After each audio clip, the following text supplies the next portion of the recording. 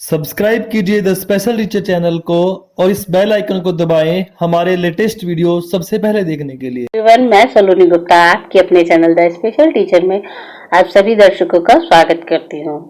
दोस्तों, आज हम यहाँ पर डीएड एचआई के पेपर 10 के बारे में पढ़ेंगे, जिसका नाम है family, community and hearing impaired child. अगर हिंदी में मैं बताऊं तो इसका अर्थ होगा परिवार, समाज और श्रवण बाधित बालक। दोस्तों, इसकी फर्स्ट यूनिट को मैंने ऑलरेडी स्टार्ट कर दिया था आपके साथ। इसके 1.1 को प्रीवियस वीडियो में डिस्कस किया है, आप चाहे तो वहां जाकर देख सकते हैं। और आज हम उसी को कंटिन्यू करते हुए इसके 1.2 और 1.3 को पढ़ेंगे, जिसका नाम है इम्पोर्टेंस ऑफ फैमिली इन्वॉल्वमेंट और सपोर्ट, मतलब परिवार की सहभागिता और सहायता की महत्वपूर्णता के बारे में हम जानेंगे। उसके बाद मैं आपके साथ इसी के 1.3 को डिस्कस करूंगी, जिसका नाम है role of parents, siblings, grandparents, family member और एक्सटेंडेड फैमिली। तो चलिए स्टार्ट करते हैं दोस्तों। 1.2 की अगर मैं बात करूं तो दोस्तों, परिवार में जब एक श्रवण बाधित बालक का जन्म होता है तो उसके परिवार के प्रत्येक सदस्य की जो जिम्मेदारियां होती है या कह लीजिए सहभागिता होती है, वो और अधिक महत्वपूर्ण हो जाती है, क्योंकि एक श्रवण बाधित बालक कह लीजिए या किसी भी अक्षमता से ग्रसित बालक के डेवलपमेंट में एक परिवार की महत्वपूर्णता व सहभागिता बहुत ही आवश्यक होती है। यदि शुरुआती जीवन में परिवार से उसे सहयोग व उसकी सहभागिता में कोई भी कमी आती है तो इसका पूर्णतः प्रभाव नकारात्मक बालक के जीवन में पड़ता है। देखिए दोस्तों, परिवार के सदस्यों के साथ साथ एक अक्षमता से ग्रसित बालक या कह लीजिए श्रवण बाधित बालक के जीवन में कई अन्य सदस्य भी होते हैं जो कि उसकी विकास में सहायता करते हैं। तो सबसे पहले हम उनके बारे में जानेंगे, जिसमें पहला है परिवार का चिकित्सक यानी फैमिली डॉक्टर। हमारा फैमिली डॉक्टर दोस्तों वो होता है जो कि एक परिवार से मतलब संबंधित होता है ऑलवेज। यदि एक परिवार में किसी की भी तबीयत खराब होती है या फिर कोई भी स्वास्थ्य संबंधित समस्याएं होती हैं तो सबसे पहले परिवार के सदस्य उसी के पास जाते हैं, और उसके उपरांत यदि आवश्यकता पड़ती है तब वो किसी और अन्य डॉक्टर के पास जाते हैं।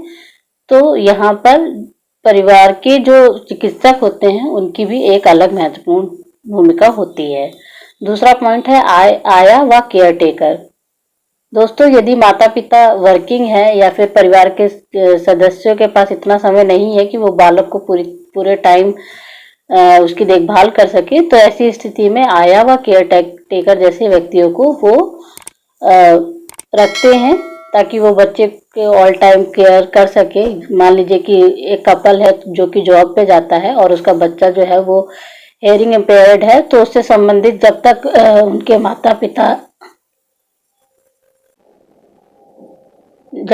माता पिता व्यवसाय से वापस नहीं लौटते तब तक वो बच्चा जो है वो आया या केयर टेकर के साथ ही रहता है और उसकी गतिविधियों का पूरा ध्यान वही लोग रखते हैं तब तक। और इसमें तीसरा बिंदु है विशेष शिक्षक यानी स्पेशल एजुकेटर। स्पेशल एजुकेटर वे होते हैं जो स्पेशल नीडेड बच्चे को कह लीजिए या रेगुलर बच्चे की जो स्पेशल नीड्स होती है उनको समझते हैं, वह उनसे रिलेटेड जो भी समस्याएं होती है उनका समाधान करने में उन बच्चों का सहयोग करते हैं। इसमें तीसरा बिंदु है फिजियोथेरेपिस्ट। फिजियोथेरेपिस्ट ये एक चिकित्सक का ही प्रकार है जो कि बच्चे कि जो स्वास्थ्य से संबंधित या कह लीजिए शरीर से संबंधित जो भी समस्याएं होती हैं, स्वास्थ्य संबंधी या किसी भी संबंधित चीजों से संबंधित जो भी समस्याएं होती हैं उनको सॉल्व करने में फिजियोथेरेपिस्ट भी हेल्प करते हैं। स्पीच थेरेपिस्ट वे होते हैं दोस्तों जो एक हियरिंग इम्पेयर्ड चाइल्ड की लैंग्वेज डेवलपमेंट में बहुत हेल्प करते हैं। मान लीजिए जो हियरिंग इम्पेयर्ड चाइल्ड है, यदि वो किसी भी हियरिंग एड का प्रयोग करता है तो उसमें ट्रेनिंग और कह लीजिए या उसमें जो लैंग्वेज डिले जैसी प्रॉब्लम्स को सॉल्व करने में स्पीच थेरेपिस्ट का बहुत बड़ा महत्वपूर्ण योगदान होता है।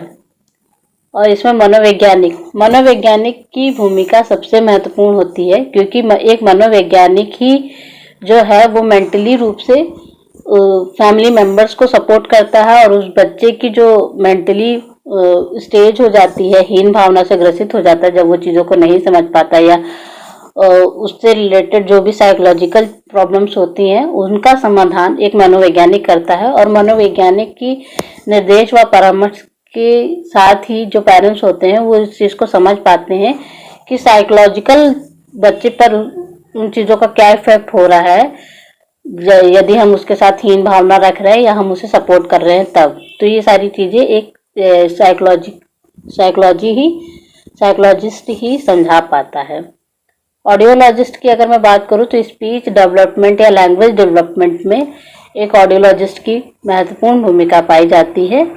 समय समय पर ये एक अपने जो होते हैं सेशंस लेते हैं जिससे बच्चे की लैंग्वेज डेवलपमेंट में और स्पीच डेवलपमेंट में हेल्प मिल पाती है। परामर्श और निर्देशदाता, सबसे पहले जब चीज़ें समझ में नहीं आती पेरेंट्स को कि क्या करें क्या नहीं करें, किसके पास जाएं, तो ऐसी सिचुएशन में परामर्शदाता और निर्देशदाता जो होता है वो ये सजेशन देता है कि अब हमें आगे क्या करना है या हम ऐसा कर रहे हैं तो इसका क्या परिणाम होगा। जो भी नकारात्मक चीज़ें हैं उन्हें समाप्त करने में और सकारात्मकता को जोड़ने में परामर्शदाता व निर्देशदाता की महत्वपूर्ण भूमिका होती है परिवार के सदस्यों में।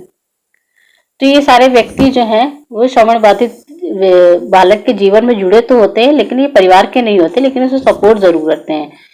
अब इन सारे व्यक्तियों से मिलने के उपरांत जो बालक होता है वो अपने परिवार में ही वापस लौट कर आता है। तो हम ये कह सकते हैं कि परिवार में वो अधिक समय व्यतीत करता है।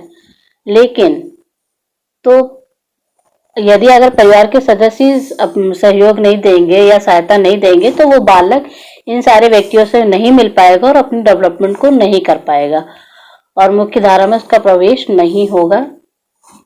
तो परिवार के प्रत्येक सदस्य की अगर सहभागिता व सहयोग समय समय पर मिलता रहे तो एक जो श्रवण बाधित बालक है वो भी कुछ समय उपरांत एकदम रेगुलर चाइल्ड में चेंज हो जाएगा और वो अपने आप को पूरी तरीके से डेवलप कर पाएगा और अपने जो फ्यूचर में देखे हुए, भविष्य में देखे हुए जो आगामी लक्ष्य हैं उन्हें पूरा कर पाएगा। तो ये पॉइंट दोस्तों 1.2 यहीं पे समाप्त होता है और अब हम चलते हैं 1.3 की ओर। जैसे कि मैंने अभी आपको बताया कि परिवार के प्रत्येक सदस्य की महत्वपूर्ण भूमिका होती है बालक के डेवलपमेंट में। तो यहाँ पर हम पॉइंट टू पॉइंट जानेंगे कि माता पिता, भाई बहन, दादा दादी और परिवार के अन्य सदस्य और विस्तृत परिवार की क्या भूमिका होती है। दोस्तों, जब एक श्रवण बाधित बालक का जन्म होता है तो सबसे पहला उसका संपर्क जो होता है वो अपने माता पिता से ही होता है। यदि एक माता पिता एक श्रवण बाधित बालक को अपनाएंगे नहीं या नकारात्मक दृष्टि से देखेंगे तो उन्हीं के जैसा व्यवहार फैमिली के अदर मेंबर्स भी उसके साथ करेंगे। यदि शुरुआती जीवन में माता पिता ने श्रवण बाधित बालक या किसी भी अक्षमता से ग्रसित बालक को सपोर्ट किया तो फैमिली के जो अदर पर्सन भी है तो वो भी उसी तरीके से सपोर्ट करेंगे और पूरी तरीके से उसके साथ इन्वॉल्व रहेंगे। और दूसरा पॉइंट है इसमें भाई बहनों की भूमिका।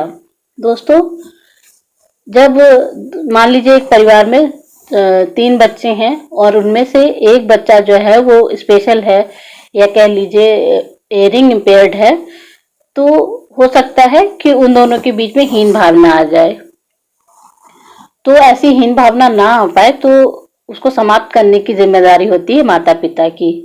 उन्हें ऐसा वातावरण क्रिएट करना पड़ेगा ताकि भाई बहनों के बीच में कोई भी हीन भावना ना आए, कोई भी पक्षपात जैसी भावना ना आए और वो एक दूसरे के मित्र बन जाए और सहयोगी बनकर एक दूसरे को सहयोग करें विकसित होने में। और इसमें तीसरा बिंदु है दादा दादी की भूमिका। देखिए, माता पिता से क्लोज होने के उपरांत एक जो बच्चा होता है वो अपने ग्रैंड पेरेंट्स से ही ज्यादा सहयोग प्राप्त करता है, ज्यादा समय स्पेंड करता है।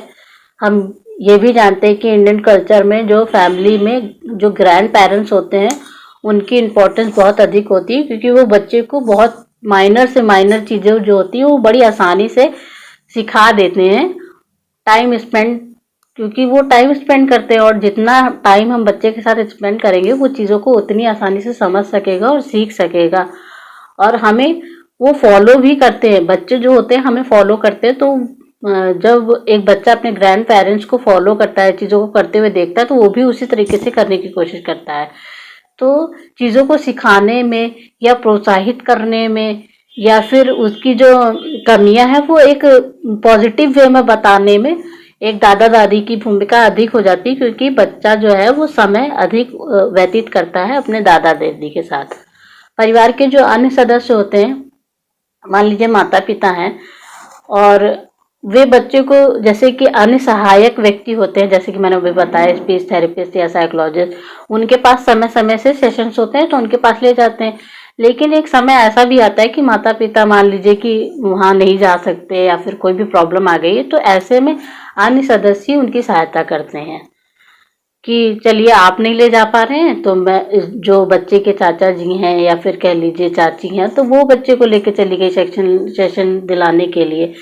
तो इसमें ऐसा हुआ कि बच्चे के डेवलपमेंट में किसी भी तरीके से रुकावट नहीं आ पाती है, यदि फैमिली के अदर जो मेंबर्स होते हैं वो सपोर्टिव होते हैं। विस्तृत परिवार में ज्वाइंट फैमिली की ही बात कर रही हूँ, जहाँ पर अदर फैमिली मेंबर्स भी एक महत्वपूर्ण सहयोगात्मक भावना से बच्चे की हेल्प करते हैं और उसको डेवलप करने में उसकी सहायता करते हैं।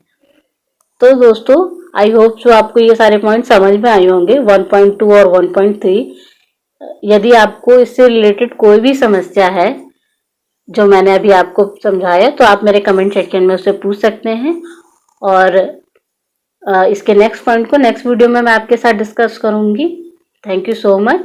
और यदि आपको ये वीडियो पसंद आई हो तो प्लीज़ वीडियो को लाइक कीजिएगा, सब्सक्राइब कीजिएगा हमारे चैनल को, और अधिक जानकारी के लिए आप हमारे व्हाट्सएप ग्रुप और टेलीग्राम ग्रुप से भी जुड़ सकते हैं। Thank you so much.